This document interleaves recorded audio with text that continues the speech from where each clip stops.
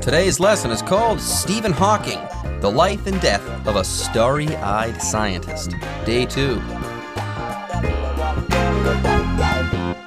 Hi everyone, my name is Jeff. And I'm Roger. Today we're going to continue talking about the life and times of the physicist Stephen Hawking. Remember last time we talked a little bit about his history.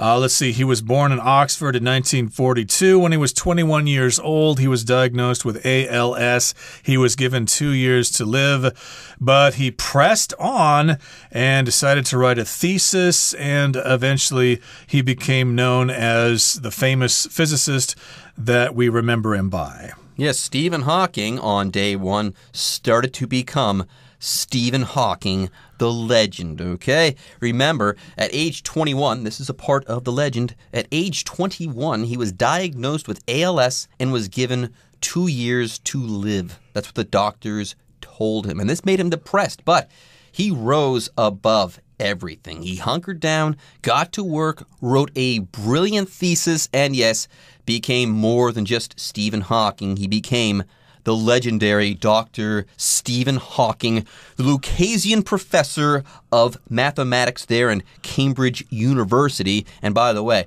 what's cool about the Lucasian professor of mathematics, the title that a top professor gets there in Cambridge? Stephen Hawking was that guy, and one of his forebears, one of his predecessors, was a famous scientist. You guys might have heard of him, Sir Isaac Newton. Yes, Stephen Hawking held a chair at a university that was once held by Sir Isaac Newton. Oh my goodness, it's almost too hard to believe that. I've got to pinch myself to remind myself that we're actually talking about this person today. But let's get to it, everybody. Let's talk some more about Stephen Hawking in today's lesson. Let's listen to the first part. Amazingly, Hawking survived his doctor's initial 2-year estimate, although ALS took a significant toll on his body. He needed a walking stick by age 22 and a wheelchair shortly thereafter. At 43, he had surgery that permanently took away his ability to speak. Thankfully, a computer programmer developed special software that could speak for Hawking. 大家好，今天第一个单字我们看到的是 initial， 这个字当作形容词，代表最初的或是开始的意思。例如 The initial step of the game is to give each player 5 cards. 这个游戏一开始的步骤是给每位玩家5张牌。下一个我们看到的单字是 estimate， 这个字当作名词，它有评估、判断或是对数量、成本等的估算、估价的意思。所以我们可以说Bill asked the plumber to give him an estimate for the bathroom repair. Bill 要求水管工人给他修缮浴室的估价。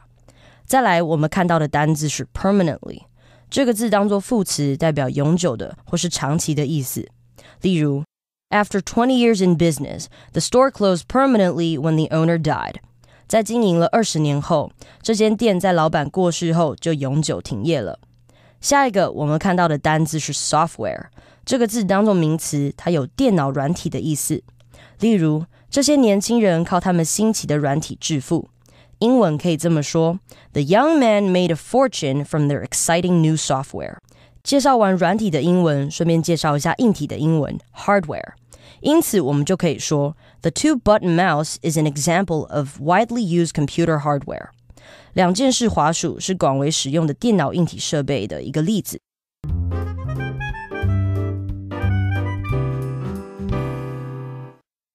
Okay, before the break, I said that Stephen Hawking rose above everything. He rose above his limitations, and apparently he was also able to rise above his illness. Get this, amazingly, Hawking survived his doctor's initial 2-year estimate, although ALS took a significant toll on his body. So at this point, he was still able to walk and to talk and to sign his name, okay? But still, he was getting sicker and sicker. Regardless, though, amazingly, he was able to survive his doctor's initial 2-year estimate. Remember, when he was 21, he was diagnosed with ALS, and doctors said, you've got 2 years to live. You'll be dead in 2 years. Well, remember, Hawking died at the age of 76, so apparently his doctors weren't right. Stephen Hawking was able to survive this estimate. Anyways, we're talking about an initial 2-year estimate. Now, here the word initial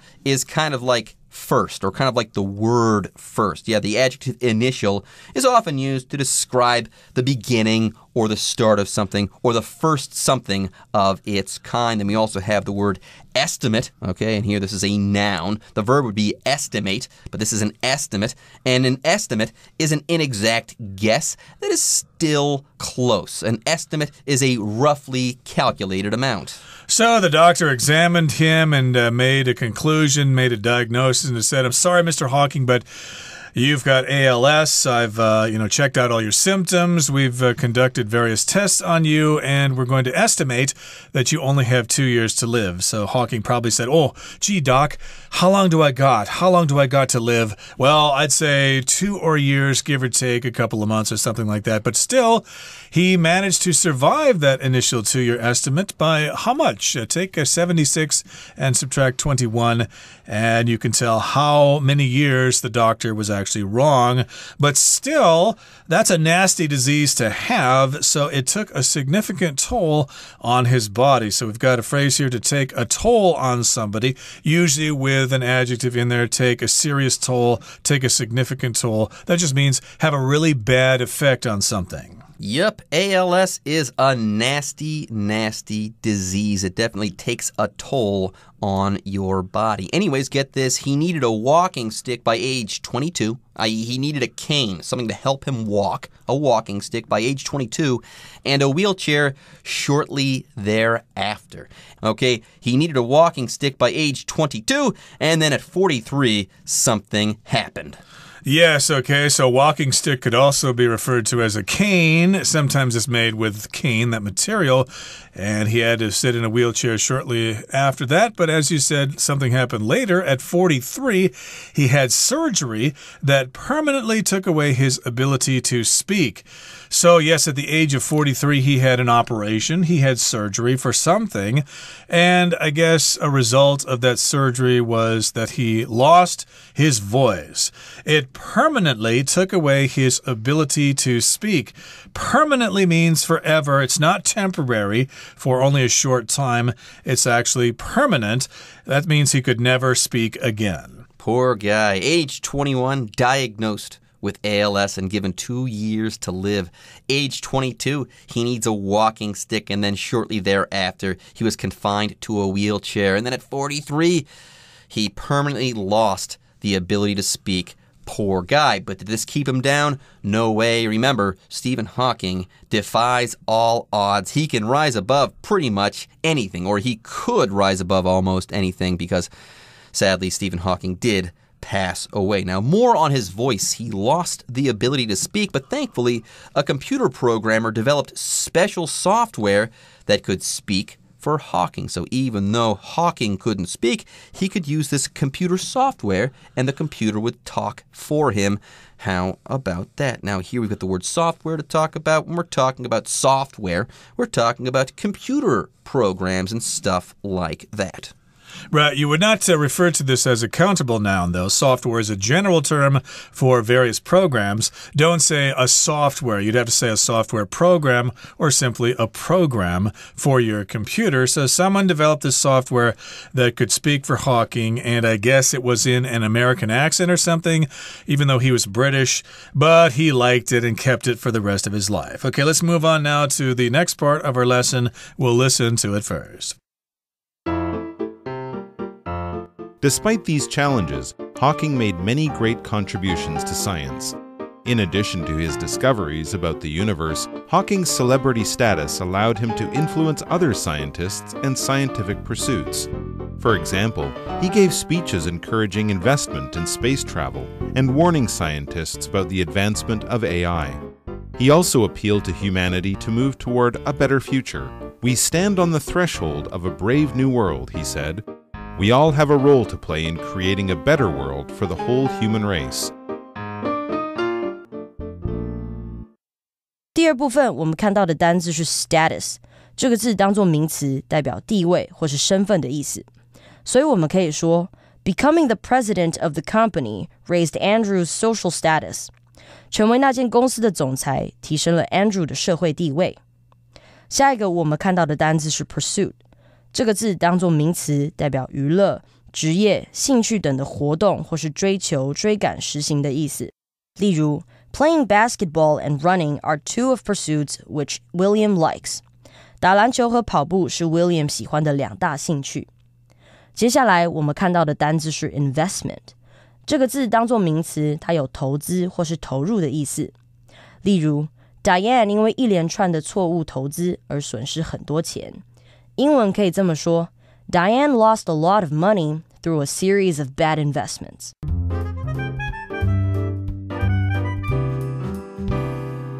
Okay, before the break, I mentioned that Stephen Hawking was able to defy all odds and that he was able to rise above pretty much anything. And this much is true. Yes, despite these challenges, all the challenges that Hawking faced throughout his life, despite these challenges, Hawking made many great contributions to science. Okay, very often people talk about black holes. Okay, well, Stephen Hawking wrote some brilliant papers on black holes and how black holes evaporate. I believe we talked about Hawking radiation on day one of this article. Yes, there is something called Hawking radiation, and that is the radiation that comes from black holes, which allows, or which causes, I should say, black holes to evaporate into nothingness. Now, this takes like 10 to the 100 years to occur, a Google years, I believe. That's 1 followed by 100 zeros, but it does happen, and Stephen Hawking was able to show that. Yeah, so I guess that's what's going to happen to the universe. Everything will become black holes, and then the black holes will disappear as well.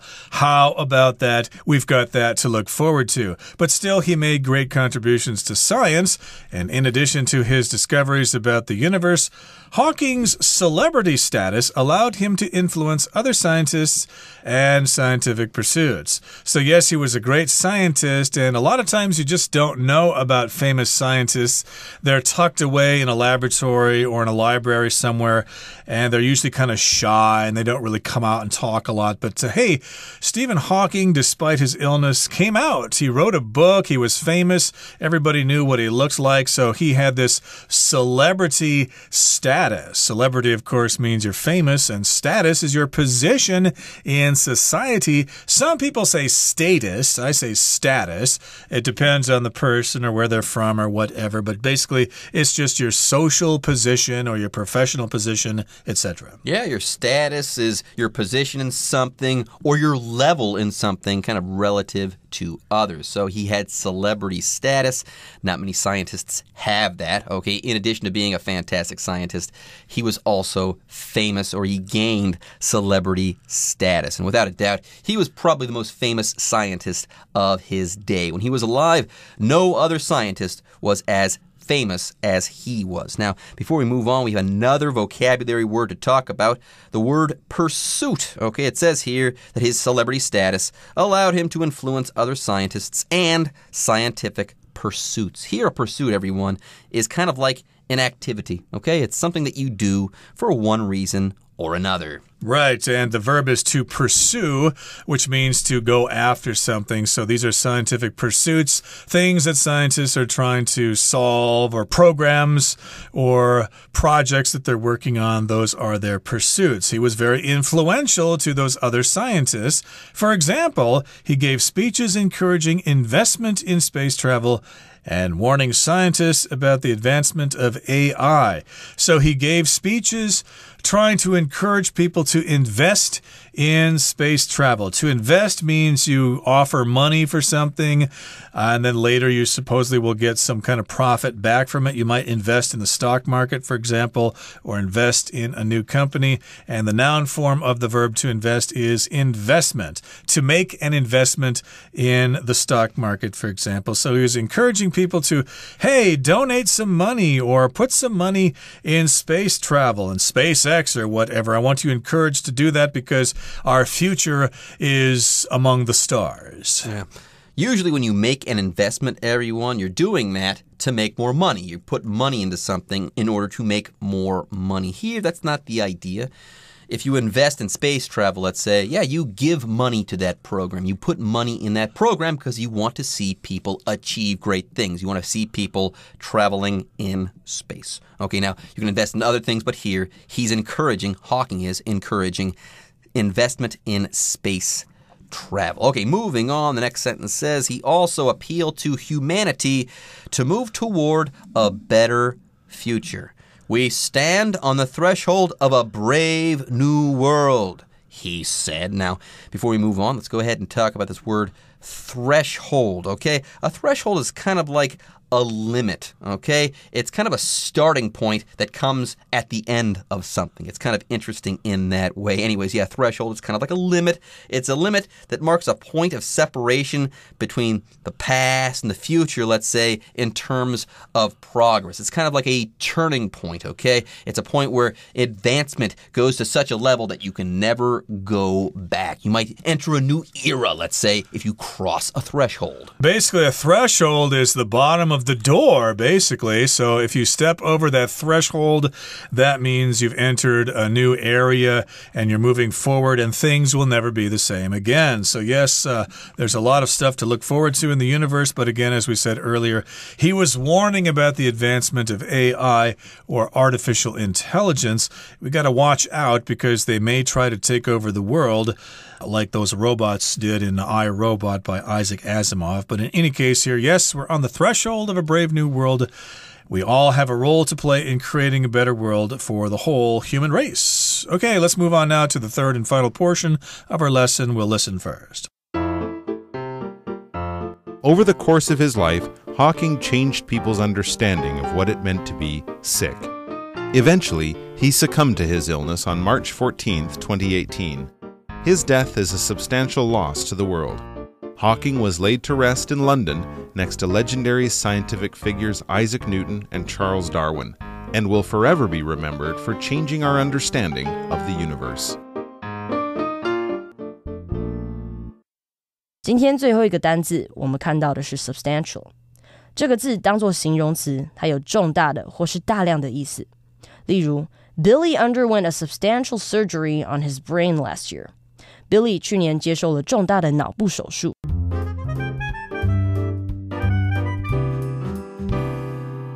Okay, everyone, it's time for us to wrap up our article on Stephen Hawking. I can't speak for Roger right now, but I know that I'll definitely be sad when our lesson is over because it's very hard to say goodbye to this lesson, just like it was hard to say goodbye to Stephen Hawking. He was just that great a guy. Anyways, over the course of his life, Hawking changed people's understanding of what it meant to be sick. Remember, he had ALS, which for everyone else is kind of like a death sentence. A doctor will tell you you've got 2 years to live. Most often, people only live about 2 years with this disease. Well, Hawking proved that doctor wrong. He has changed people's understanding of what it meant to be sick. He beat this disease for over 50 years, and he showed that sick or weak or disabled people can still make amazing contributions. Anyways, at the beginning of the sentence, we have the phrase, over the course of his life, i.e., during his life. From the beginning to the end of his life, that is, Hawking did these things, and he changed people's understanding of what it meant to be sick. And eventually he succumbed to his illness or to his disease on March 14th earlier this year, 2018. So here we've got the phrase to succumb to. That means you can't fight that thing anymore. You lose and that disease wins. So he succumbed to his illness. Sometimes you hear about somebody getting in a terrible crash and maybe a week later you hear the sad news that he succumbed to his injuries. The doctors just couldn't save him. So here he has succumbed to his illness in March, and his death is a substantial loss to the world. Here, substantial just means a great loss to the world. A big loss that is worthy of note. Yeah, Hawking was an important guy. We'll miss him. His death is a big loss or a substantial loss to the world. Anyways, let's go ahead and move on here and read the final sentence of our lesson. Hawking was laid to rest in London next to legendary scientific figures Isaac Newton and Charles Darwin, and will forever be remembered for changing our understanding of the universe. There you have it. I couldn't have said it any better myself. And it says here that he was laid to rest next to legendary scientific figures like Isaac Newton and Charles Darwin. Darwin, by the way, is the evolution guy. Sir Isaac Newton, I mentioned earlier. He's pretty much the greatest physicist of all time next to Albert Einstein. Anyways, before we take a break, let's talk about the word legendary. Here, legendary means very well known. If you're legendary, you're famous and you're well known because you've done something great. Absolutely. Okay, that brings us to the end of our lesson for today. Here comes our Chinese teacher.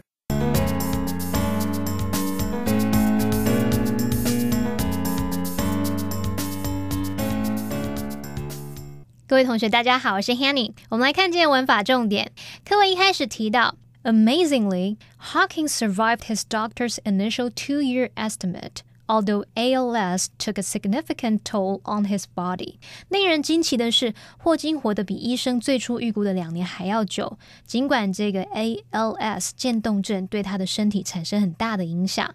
好，那这边要介绍的是片语take a toll on 什么什么，这表示某事物对什么什么造成不好的影响，或者是承受很大的痛苦。T-O-L-L toll 这个字当名词，它可以指伤亡人数，那通常是用单数表示。那 toll 也可以用来指收费，像是道路或桥梁的通行费之类的啊，或者是电话费等等，像 toll free number 你就知道它会是免付费电话。那同学们可以试着联想哦 ，take a toll on 加名词，从字面上看来像是要表达对某样东西收费，那它其实就是用来表达付出代价，造成某些损失或者是造成不良的影响。Take a toll 也可以写作 take its toll 来表达造成严重或负面的损害、不利的影响或造成痛苦。好，那么 on 后面接的名词就是遭受损害的对象。我们还可以在 toll 的前方加上形容词，像是 heavy 啊，或者是 massive 等等，来表达这个程度很严重。例如 The hurricane took a heavy toll on the island.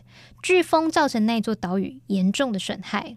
好，课文第3部分一开始提到 Over the course of his life, Hawking changed people's understanding of what it meant to be sick. 终其一生，霍金他改变了人们对于什么是生病的理解。那当我们说 over the course of something, in the course of something 或者是 during the course of something 就表示在什么什么期间或者是在什么什么的过程中，这个 course 是当名词，它表示过程或是进程。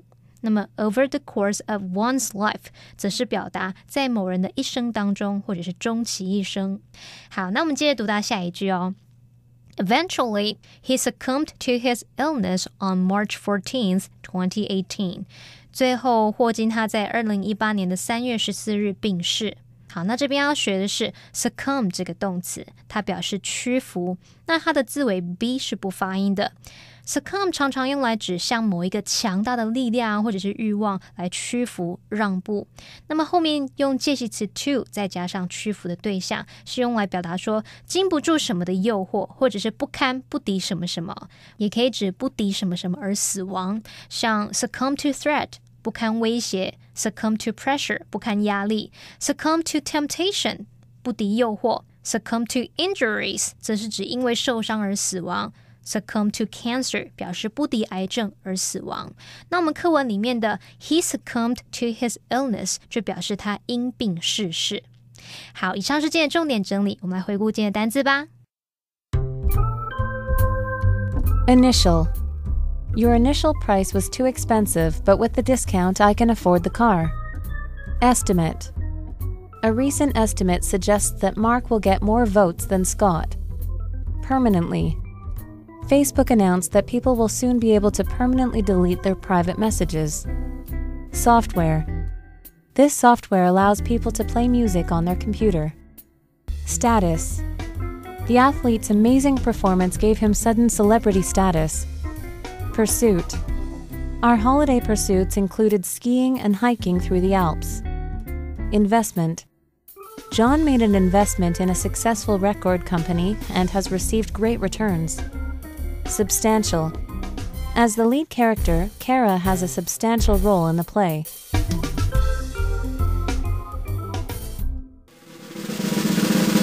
Discussion starter starts now! All right, folks, now it's time for our discussion starter. What most impresses you about Stephen Hawking's story? Please explain. I am most impressed that he actually was able to come up with those ideas despite the fact that he was terribly ill, and maybe actually he used that as a way to come up with those ideas. Who knows? If he was perfectly healthy, we may not even know about him. How about you? I'm in the same boat there, Roger. I think it's amazing that he was able to do what he did even though he was totally confined to a wheelchair. He could not move at all. I believe that he could click a button with one of his hands. That was what he could do, the only thing that he could do. But without paper or pencil or any other type of aid at all, he was able to come up with amazing ideas. Yeah, folks, he did this all in his head. That's just how smart this Hawking guy was. Okay, everyone. With that, today's article is now complete. But, as always, we sure hope that you guys have enjoyed reading along with us. Anyways, I'm Jeff. I am Roger.